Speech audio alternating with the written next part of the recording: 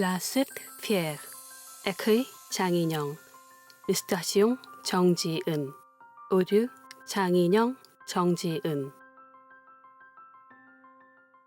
Je veux qu'on voyage une famille en voyage dans de nombreux pays du monde.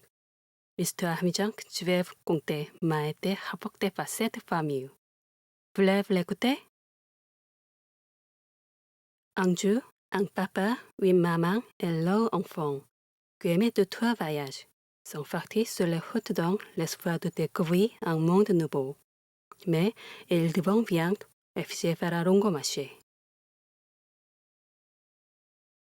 Maman, j'ai chaud et j'ai faim.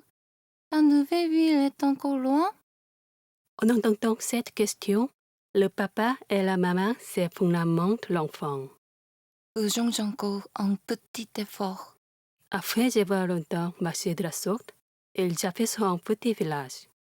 Enfant, essayons de trouver de quoi manger dans ce village. Le papa entre alors dans le village avec sa femme et son enfant et demandèrent de l'aide aux façons. Bonjour, nous sommes une famille itinérante. Nous avons très faim. Pourriez-vous nous donner un petit peu de nourriture? 주은의 희영아 빡다제야 백부. L'homme qui faisait fonça les sourcils. La maman demande alors de l'aide à une autre passante. Bonjour, nous sommes une famille itinérante. Nous avons très faim.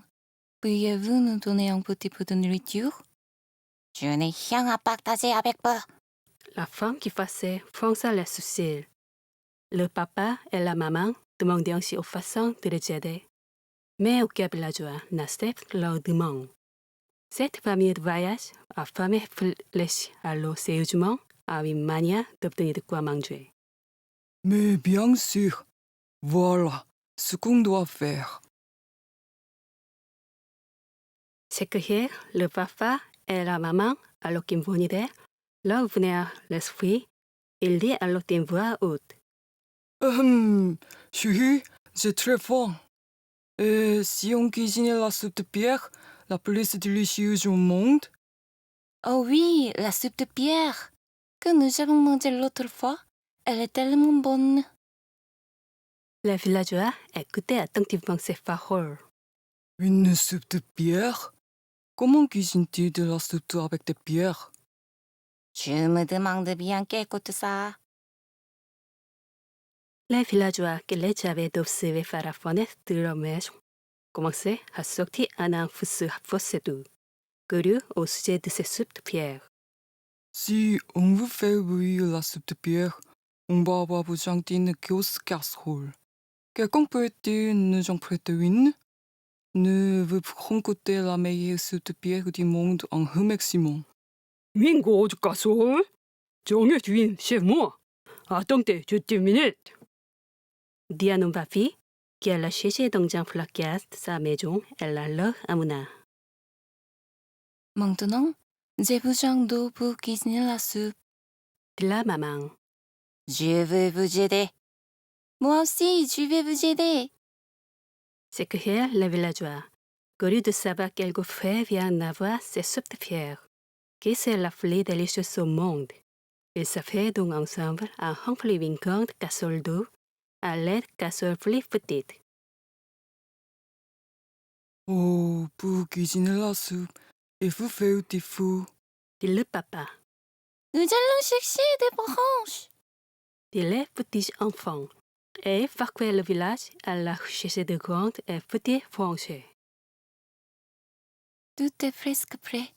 Maintenant, il ne nous manque plus que les pierres. Les pierres. Les voilà, ce sont les meilleures pierres du village. Dit d'un grand-père à la maman. On y entend une pierre ronde, une pierre carrée et une pierre triangulaire trouvée sous un arbre. Le papa fit alors bouillir les pierres dans la grande casserole. Lorsque l'eau bouillit enfin, le papa goûta ce et s'écria. Chérie, ces pierres sont délicieuses, mais le goût est un peu fade.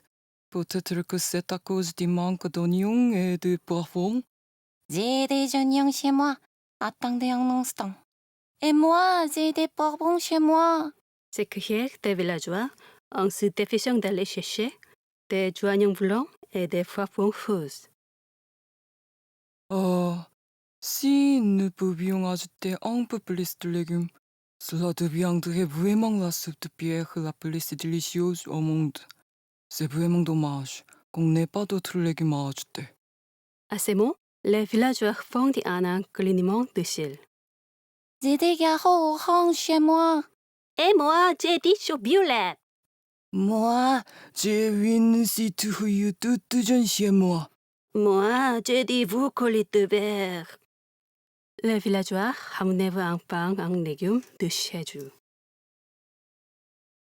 Le papa via le bouillie de la légume dans la grande casserole. Grâce aux ingrédients apportés par les villageois, le goût et l'odeur de la soupe de pierre deviennent encore meilleurs. Ça sent bon. Les villageois reniflèrent la bonne odeur de la soupe de pierre. Chérie, tu viens goûter? Dit le papa en tendant une cuillère de soupe à la maman. C'est parfait. Je pense que la meilleure soupe du monde. Papa, moi aussi, j'en veux. Le papa donna cette fois-ci une cuillère de soupe à son enfant. Papa, c'est trop bon. La soupe de papa, c'est la meilleure. Les villageois qui les avaient regardés saliver s'interrogèrent sur le goût de cette soupe. Wow, c'est vraiment possible de cuisiner la soupe avec des pierres à l'eau. Est-ce que je peux goûter aussi? Demandèrent les villageois, assemblés autour de la soupe au papa. Le papa regarde la maman en fuyant et la maman dit à l'eau. Bien sûr. Nous avons fait cette soupe ensemble. Et vous la partagez ensemble aussi. Que direz-vous donc sur son goût?